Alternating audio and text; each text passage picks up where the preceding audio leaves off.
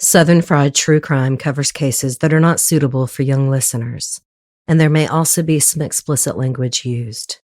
Today's episode is about domestic violence and briefly mentions child molestation, though not graphically. Listener discretion is advised. There is an old saying that saddest people smile the brightest.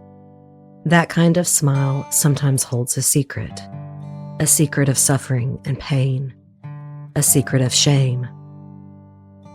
People in abusive relationships often become masters at hiding their anguish. It is often difficult for their family and friends to know exactly what is going on behind closed doors. The case I am exploring in this episode is a perfect example of this. After the tragedy, a family friend said, quote, "They seemed like your picture-perfect American family." That's because Tina Eubanks worked hard to maintain that facade.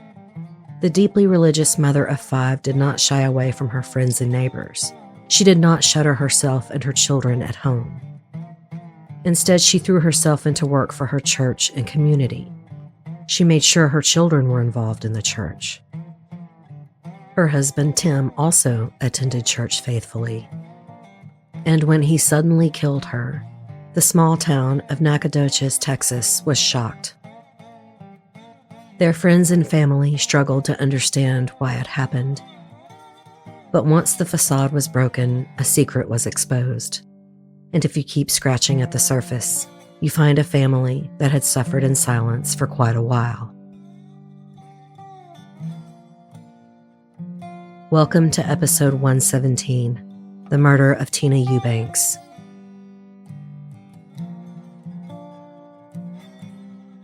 Nacogdoches County is the center of the Pine Belt of East Texas and is bounded on the west and south by the Angelina River and on the east by the Atoyac Bayou. The county seat and largest town is Nacogdoches, which is 140 miles northeast of Houston and 58 miles southeast of Tyler. The city of Nacogdoches, Texas, is rich with history and is considered the oldest city in the Lone Star State. Though it was officially founded in 1779 by a man named Don Antonio Gilibarbo, the area of Nacogdoches was inhabited by Native Americans for a long time before. The indigenous people of this area were from the Caddo tribe. Along with parts of Oklahoma, Arkansas, and Louisiana, the Caddo people settled in the area of East Texas from the Mississippi Valley around 800 AD. They were a mound-building culture, and at one time were estimated to have over 250,000 tribesmen. A group of Caddo people known as the Nacogdoches lived in the area before anyone else. The Caddo lived in large settlements and occupied tall grass-covered homes, and their society was advanced and highly structured, with detailed religious, political, and social systems in place. According to Nacogdoches history, when the Caddo met with the Spaniards for trade along their travels, the natives would greet the others with the word Techas, which meant friend. This led the Spanish to call the group the Tejas, which eventually inspired the naming of Texas. By 1716, the Spanish began to build more missions and settlements around the area of East Texas, including the territory inhabited by the Nacogdoches. They established trade with the Native Americans. In 1821, however, the French lost control of Texas and Mexico as a result of the Mexican Revolution. In an effort to keep Anglos from settling in the area, Mexico provided grants for families to set up their homes in Texas, which led to growing tension between the people of Texas and Mexico, and eventually culminated in the 1832 Battle of Nacogdoches. Eventually, after many more battles, the Texas revolutionaries forced the Mexican military presence out of Texas, and in 1836, Texas became an official republic free from military rule. A few short years later, in 1845, Texas joined the U.S. as the 28th state in the Union. The state census of 1847 showed that Nacogdoches County had a population of 4,172 individuals, of whom 1,228 were enslaved people, most of whom had been brought to Texas by plantation owners from other southern states. Nacogdoches men also took part in the Civil War. Calls went out for volunteers, and locals signed up for both the Confederate and Union armies. It is estimated that about 1,500 men from Nacogdoches volunteered for Confederate service. It is unknown whether men from Nacogdoches fought for the Union, possibly because it was dangerous to be found out as a Union sympathizer, so they remained anonymous. Like most of the South, Texas suffered hardships during Reconstruction after the Civil War, but by the late 1880s, Nacogdoches was back to becoming a boom town.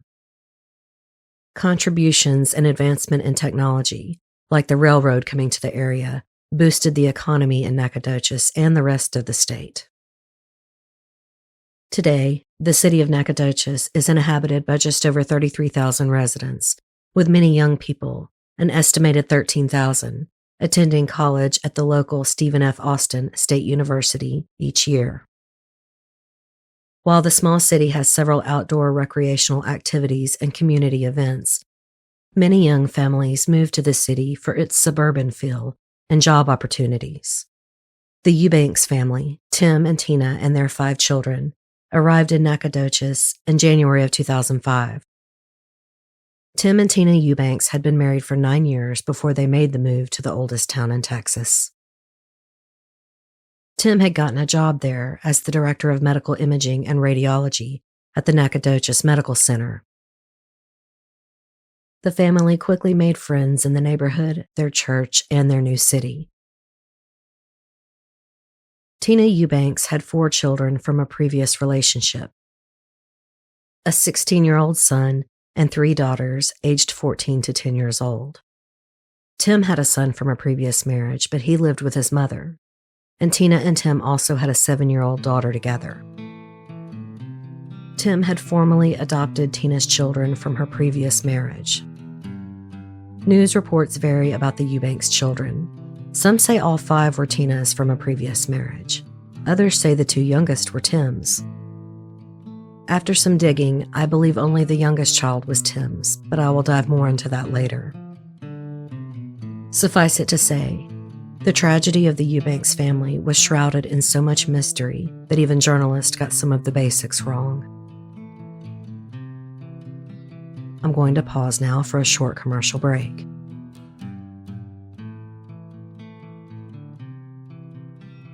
Tina Marie Kirby was born in New Orleans on December 29, 1970. She was the daughter of Richard and Charlene Kirby, and the family soon moved to Douglasville, Georgia, where Tina grew up. Tina attended Lithia Springs High School, where she played the clarinet in the school band, and during her senior year, she got the exciting opportunity to march in the Fiesta Bowl parade in Phoenix, Arizona. She went on to attend Mercer College, majoring in education. She loved to swim and read, and her family later said she had an obsession with waterfalls. She was very close to her friends and family, and delighted in celebrating birthdays and holidays, particularly Christmas. With it being so close to her own birthday, I'm sure the Christmas season held a very special magic for Tina that she carried on into her adult years. I believe she was married twice before Tim, as I have found 2 other last names in her Social Security records on Ancestry. However, I am only certain of one ex-husband named Ryan. Ryan's second wife is a woman named Diane, and she has publicly commented on a few blogs that mention this case. She has said that Tina's son and 3 of her daughters were Ryan's children, with the youngest being 3 years old the last time they saw the children. Diane wrote that Ryan signed over his parental rights so that the children could benefit from the health insurance of Tim Eubanks' job. She claims Ryan did that with the promise of the children staying in touch, but it didn't happen. However, we know that children can typically be claimed on their step-parents' health insurance, so this may have just been the official story Tina and Ryan agreed to when he signed over his rights. We don't know the real reason, but we do know that the children had little contact with their birth father after Tina remarried. Soon, Ryan and Diane only heard about the children and saw pictures from Ryan's parents, who did stay in contact with their grandchildren. After Tina married Tim Eubanks, they moved from Douglasville, Georgia, to the small town of Tullahoma, Tennessee, and that seems to be where they broke off contact completely with Ryan and Diane. Their stepfather, Timothy Thomas Eubanks, had been born in Douglasville and also attended Lithia Springs High School. He was born in August of 1969, so he was a grade or two above Tina in school. It isn't clear whether the two knew each other from high school or just from living in the same town. Douglasville is a small city, similar to both Tullahoma and Nacogdoches. I am not sure where Tim attended college, but he became a radiologist, and at least one Douglasville newspaper referred to him as Dr. Tim Eubanks after the murder, though local Texas newspapers did not refer to him as a doctor.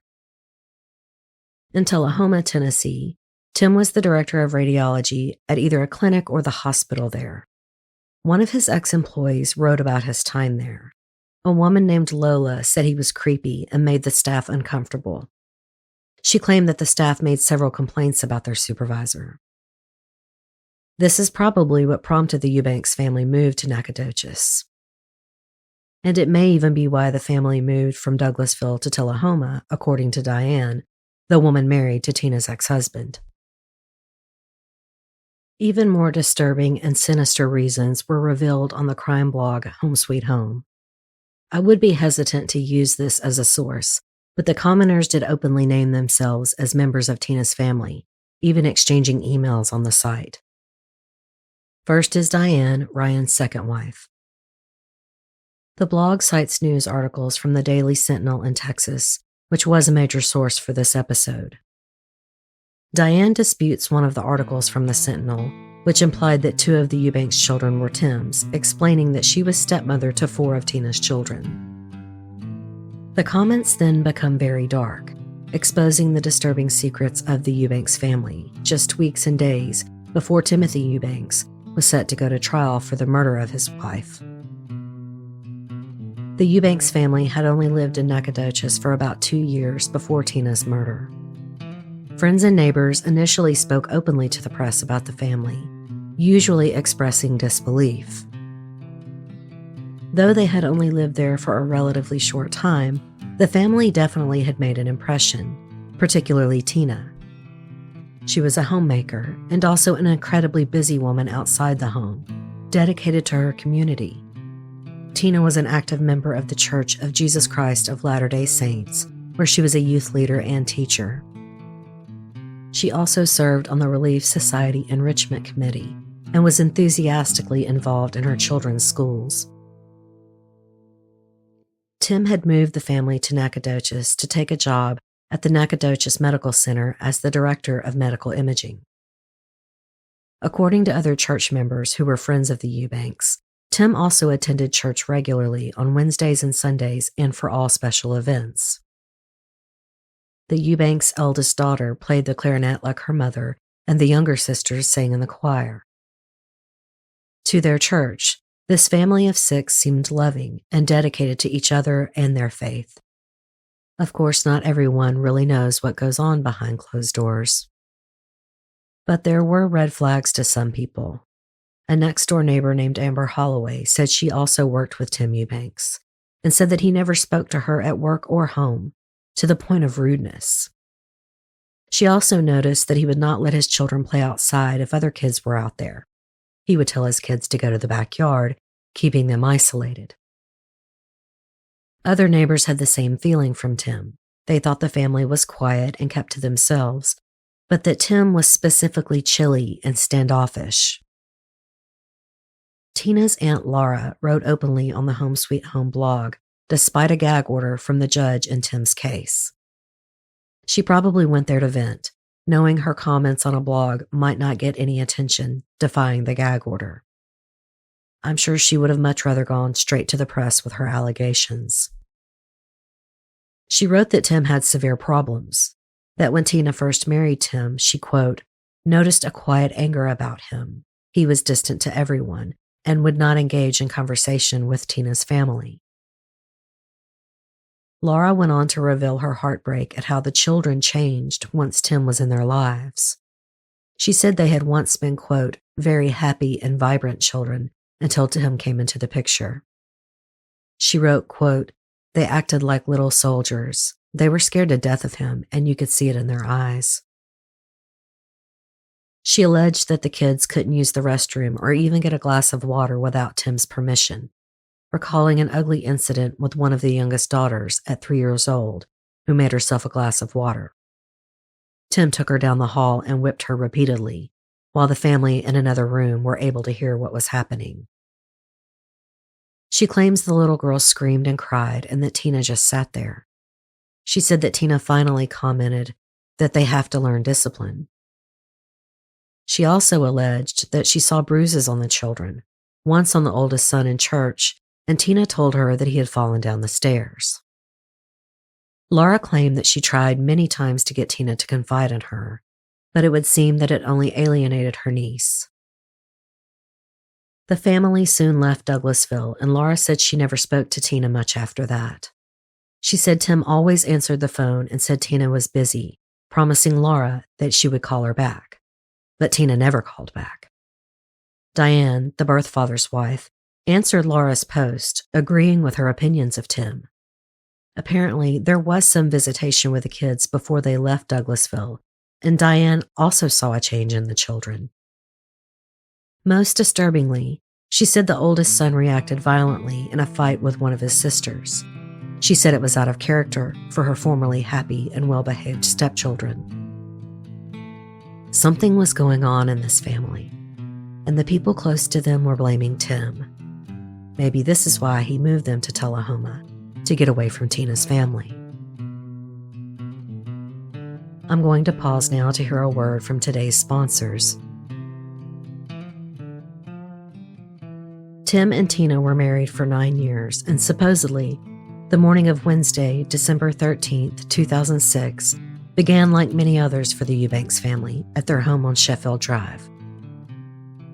The suburb was ready for the Christmas holiday, with lights and lawn decorations littering the yards throughout the neighborhood.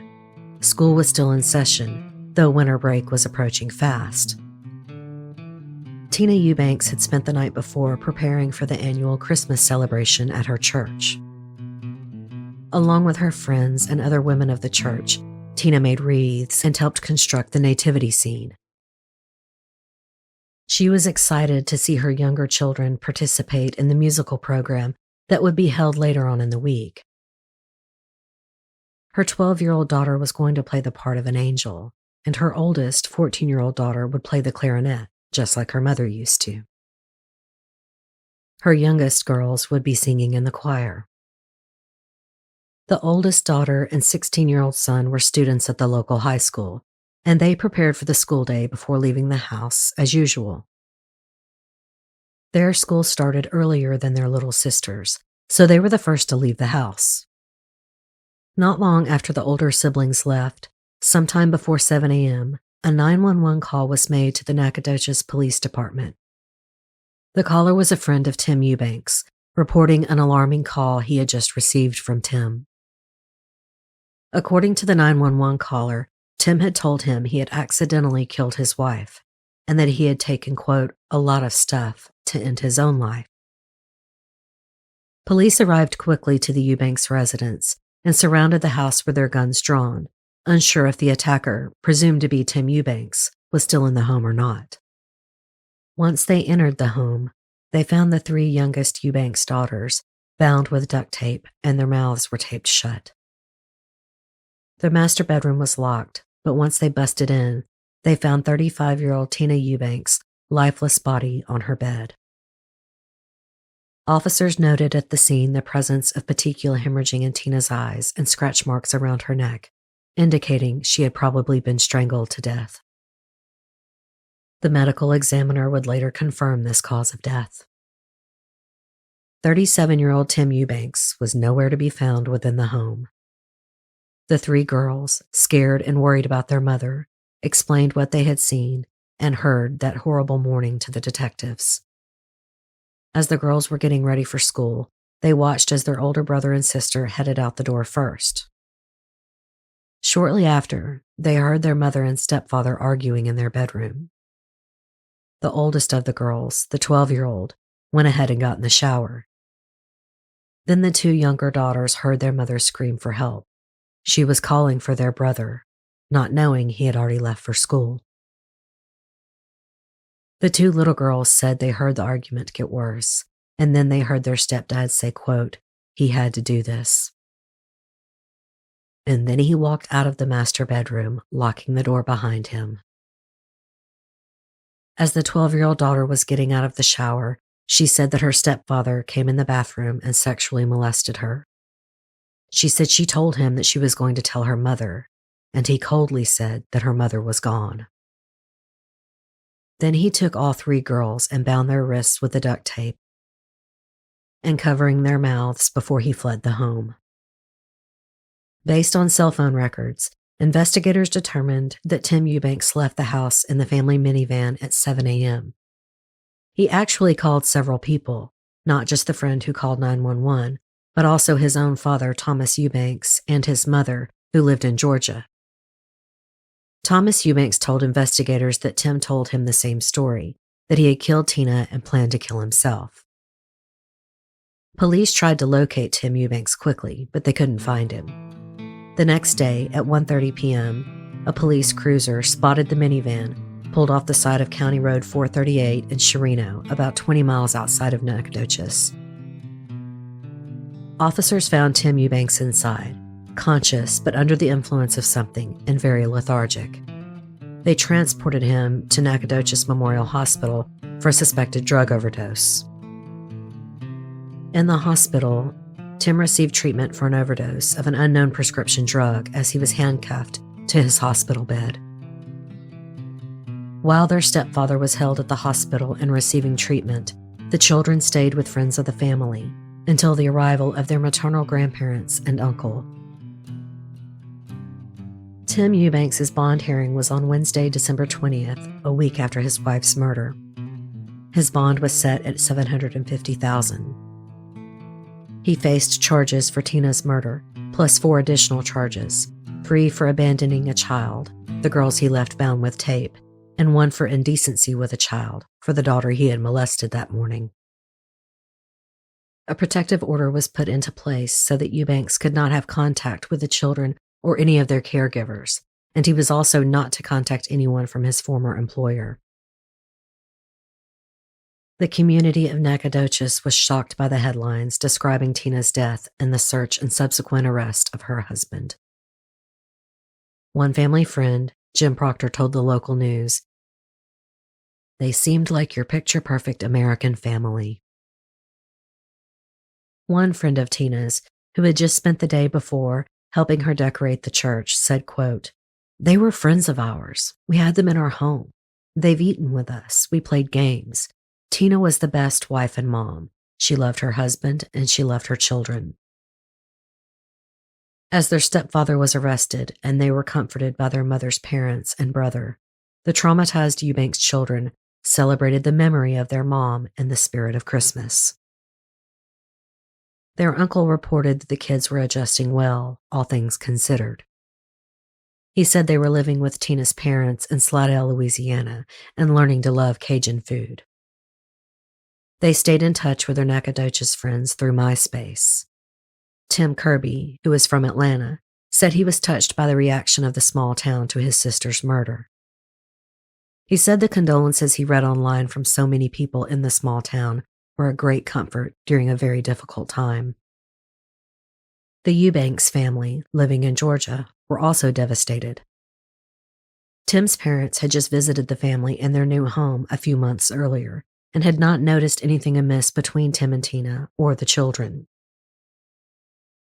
Scott Eubanks, Tim's brother, told local reporters that his parents were, quote, "very distraught, very concerned. They loved, of course, Tim and Tina and all of the kids. They're very hurt, just shocked." Scott and the rest of his family believed that Tim's actions that terrible morning had to have been caused by a change in his epilepsy medicine, which had been increased because of some recent seizures. Scott Eubanks said, quote, "We want to know why, and we have no other reason but to feel it is something medical, the seizures and everything going on with Tim." And while psychotic breaks, including sudden violent behavior, can be linked to seizures, sexual assault isn't. Or if it is, it's extremely rare. I'm not a doctor, of course, but this is what I found in my research. But even if that was a possible reason for a sudden attack, it is not an explanation for prolonged sexual abuse. In interviews with the Eubanks children, investigators learned that Tim had been molesting the oldest daughter for 4 years. Despite this explosive allegation, his attorney was still preparing an insanity defense, which would be hard to prove as Tim Eubanks had fled the home and called friends and family confessing, clearly showing he knew that what he had done was wrong, even in the immediate aftermath. Tim Eubanks' attorney probably knew his client was doomed if he went to trial, and so he worked with District Attorney Stephanie Stevens, hammering out a plea deal for 6 months before Tim's trial date. On April 18, 2008, Timothy Eubanks pled guilty to the murder of his wife. The other charges had been dropped in the plea deal. DA Stephanie Stevens then recommended a sentencing of 35 years, the number she and Tim's attorney had agreed on. The judge accepted the plea deal and the sentencing recommendation. With time served, Tim Eubanks would be eligible for parole in just over 16 years. Tina's family was blindsided by the plea deal, and they were absolutely livid. Rick Kirby, Tina's father, said that Stevens had approached him about the possible plea deal, but he let her know in no uncertain terms that the family did not want a deal. They wanted their day in court. District Attorney Stevens told the press that she had been told that the Eubanks children were dreading testifying about their stepfather, and she made the deal in order to save them from the emotional distress of testifying.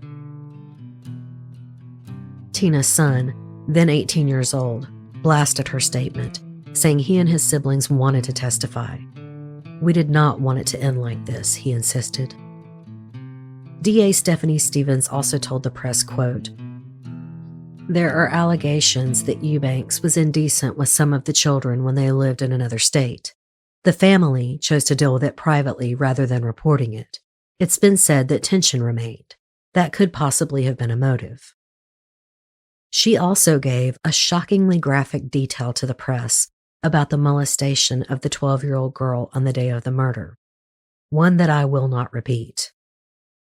I don't feel this detail should have been made public unless Miss Stevens wanted to take this case to trial. That statement felt unnecessarily cruel to me. And also, her remark about how the family chose to deal with the sexual abuse privately rather than report it sounds like she is victim blaming. That because Tina Eubanks didn't report the abuse, Stevens didn't feel she could pursue the charge, even though the then 16-year-old daughter was willing to testify.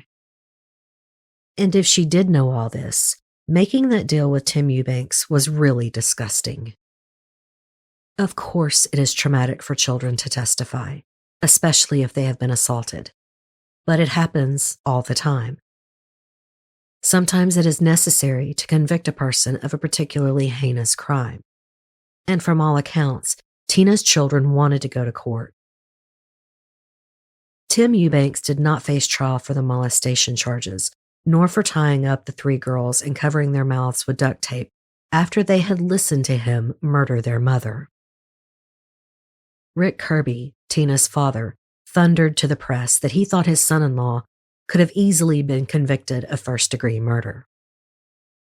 He insisted that Tina had only just discovered that her oldest daughter had been molested for 4 years and had plans to leave Tim and get her daughter help. He felt this was Tim's motivation and that the crime was premeditated. Tina's brother, Timothy Kirby, released a lengthy statement to the press saying their family was extremely disappointed with the plea bargain. He called it a travesty to their family and to the city of Nacogdoches. The statement in part reads, quote, The district attorney's office did not feel the need to fight for us. In published reports, the district attorney said the plea bargain was offered because my parents were reluctant to have the children testify. That is a false statement. My parents had plane tickets in hand and hotel rooms booked and were prepared to do whatever it took to put this animal away for life. According to the Texas Department of Criminal Justice, Timothy Thomas Eubanks, now 51 years old, still sits behind bars in a prison in Pampa, Texas. His maximum sentence date is listed as December 14, 2041, yet he becomes eligible for parole in just a little over 3 years on June 15, 2024. Tina was laid to rest in Lake Lawn Metairie Mausoleum in Louisiana. Her children were raised by Tina's parents and are now all adults. I purposely did not name them in hopes that they are leading private and happy lives today, despite what they suffered. We don't really know what Tina lived through. We can see the abuse to the children through the eyes of relatives, but we don't know what happened to Tina. It's possible she also suffered physical abuse, and her murder was the culmination of that abuse on that horrific day in December of 2006. What we do know is that she suffered in silence. Whether it was from fear or shame, it really doesn't matter. It wasn't her fault.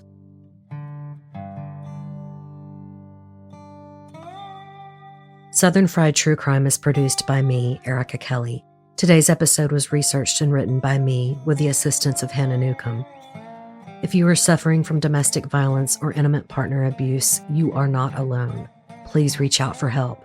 If you're in the U.S., call 1-800-799-7233 or text 741-741. I will have a list of resources for more countries listed in today's show notes. This episode was edited and mixed by Ches Gray of Gray Multimedia. Southern Fried's original music is by Rob Harrison of Gamma Radio, and the original graphic art is by Coley Horner. Thank you to Benjamin Glade for suggesting this case. If you're not already a member, come join my Facebook group. While we do discuss crime, we also share memes and have a lot of laughs. Some members find it a place of comfort, a pleasant little corner of Facebook, as we have firm rules and our motto is no shit-asses allowed. We worship our patron saint, Dolly Parton, share recipes and personal stories, and do our best to be good to one another. If you enjoyed today's show, don't forget to subscribe and please tell a friend or rate and review on iTunes. I'm also on most large platforms like Stitcher and Spotify, as well as Stitcher Premium, where you can listen ad-free. If you have any case suggestions, please email southernfriedtruecrime@gmail.com. I do not accept suggestions on social media private messaging. But please feel free to reach out by email. Not only do I get my most interesting and little-known cases from listener suggestions, I love hearing from you guys. Until next time, thanks so much for listening. Y'all take care.